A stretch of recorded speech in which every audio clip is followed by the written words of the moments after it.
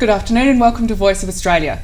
Kevin Rudd has slammed Tony Abbott's use of the word sex appeal to describe a Liberal candidate, saying that if any male employer in Australia got up and used the phrase about a female staff member in public, they'd be in serious trouble.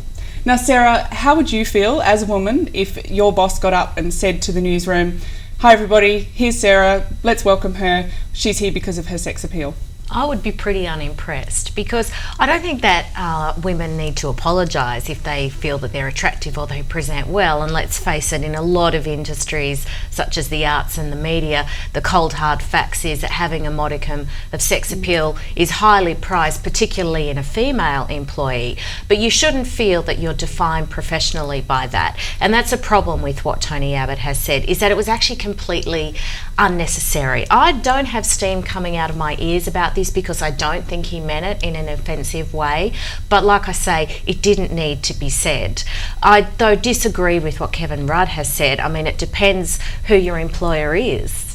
If your boss is running Victoria's Secret, for example, there's going to be lots of fairly candid conversations about the sex appeal or otherwise of an employee. And while, yes, most women don't work for Victoria's Secret, we would be kidding ourselves to think that these conversations aren't happening behind closed doors when it comes to pre-selecting candidates. And he would be every bit aware of that, as Tony Abbott is. Steve, before Kevin Rudd came into this topic this morning, really everyone was looking at it as a bit of a joke last night, and we've probably moved on, but he made the decision to against possible advice to discuss it. Do you think there's risks in that for him raising the misogyny tag again?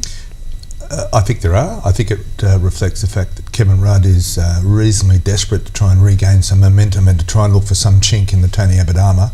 He tried on Sunday night in the debate and failed, and I think he's leapt on this and hoping that it might get him back into the game, get him back into the fight, if you like, against Tony Abbott. Look, I think the opposition leader's comments were ill-advised. If I was in the Abbott camp, I'd be going, "Boss, what did you do that for?" But I think, if you look at this campaign, it is so scripted, and we're so critical of the fact that it is so scripted. Tony Abbott makes a comment which, basically probably 95% of the men looking at that conference probably agreed with and thought Fiona Scott was an attractive candidate, right? Whether she had sex appeal or not, got to be careful. But he's the opposition leader, the alternate prime minister, and should he have strayed into that? Probably not. I guess the danger for him is that it does allow Labor and others to reinforce a perception of him as somebody who is very socially conservative. But how does it play out? I think in seats like Lindsay, where he was, I don't think it's going to hurt him one bit. And Sarah, just quickly, do you think it's going to lose Tony Abbott any votes or win Kevin Rudd any votes? I always think the litmus test here is, would he have said it if it had been a male candidate he was standing next to? No, it wouldn't have been.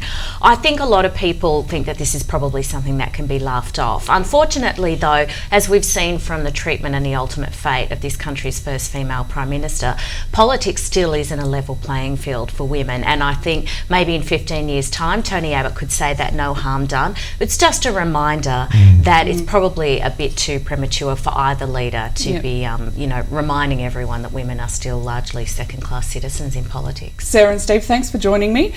Don't miss the Voice of Australia live program at 7 p.m. Eastern tonight.